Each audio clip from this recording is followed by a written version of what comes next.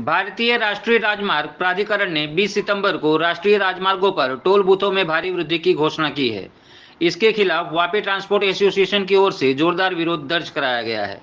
Transport association का कहना है कि नेशनल हाईवे की सड़कें कैरिजवे बन गई हैं।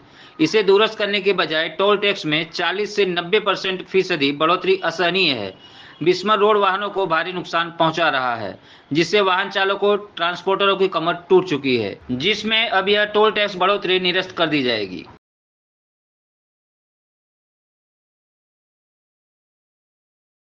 મેઇન તો એક ટોલનો મુદ્દો છે અને જે રોડ દેખાતા જ નથી. આપણને એવું લાગે કે ગામડામાં પહેલા જે બળદગાડા ચાલતા ને એના જેવા રોડ પડી ગયા છે અને એ રોડના હિસાબે રોજ એક્સિડન્ટ થાય છે, ગાડીઓના ટાયર તૂટે છે, ગાડીઓ બ્રેકડાઉન થાય છે.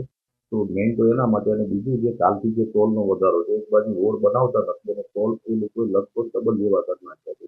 જે 125 રૂપિયા એલસીવી ટેમ્પોના કંઈ 200 રૂપિયા છે, મલ્ટી એક્સલના 410 રૂપિયાના 800 રૂપિયા.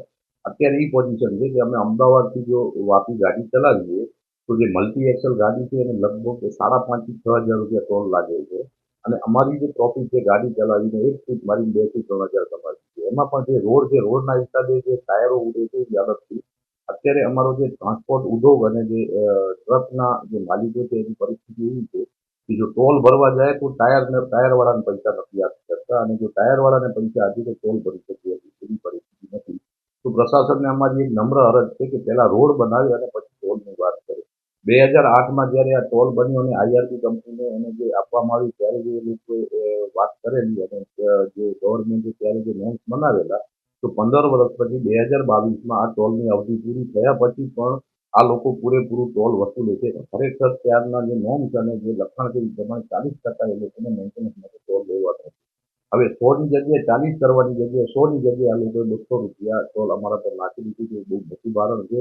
તો મારી પ્રશાસનને એવી નમ્ર અરજ છે કે આ ટોલનો જે વધારો છે એ પાછો ખેંચવામાં આવે અને વાપી અને વલસાડ જિલ્લાની જે પ્રજાને જે આ તકલીફ છે જે રોડની, એ રોડ તાત્કાલિક ધોરણે જે એજન્સી છે એના ઉપર કાંઈ પણ ફાઇન નાખી. અને કારણ કે અમે જે રોડ છે રોડનો અમે ટોલ છે 1 વર્ષ ભરીએ છીએ, તો દર વર્ષે 4 મહિના ચોમાસાના આ રોડ અમને કામ આવતો નથી. અને આ રોડના જે ખાડા પડે છે એના હિસાબે જે અમારી ગાડીઓ અને ટાયરનું જે નુકસાન થાય છે બહુ મોટું નુકસાન હોય છે. આજે નેશનલ હાઈવે 48 પર જે 4 ટોલ નાકા પર આવતીકાલથી જે વધારો આવી રહ્યો છે તેનો સખત અમે વિરોધ નોંધાવીએ છીએ. એનું કારણ એ છે, એક તો રોડની કન્ડિશન એટલી બધી ખરાબ છે કે રોડ અને ખાડા બે સરખા જ છે. ખરેખર પરિસ્થિતિ એવી છે કે ટ્રકોના અને ટેમ્પોના અને પ્રાઇવેટ જે નાના વ્હીકલોને વારંવાર નુકસાન થઈ રહ્યું છે. પાટા તૂટે, ગાડીઓ સમયસર ન પહોંચે અને ભયંકર નુકસાન થઈ રહ્યું છે, જેની કમર તૂટી ગઈ છે ટ્રાન્સપોર્ટરોની. માટે આ ભાવ વધારાનો અમે વિરોધ નોંધાવીએ છીએ. એનું કારણ એક જ છે કે અત્યારની પરિસ્થિતિ જ એવી નથી રોડની અને કન્ડિશન નથી.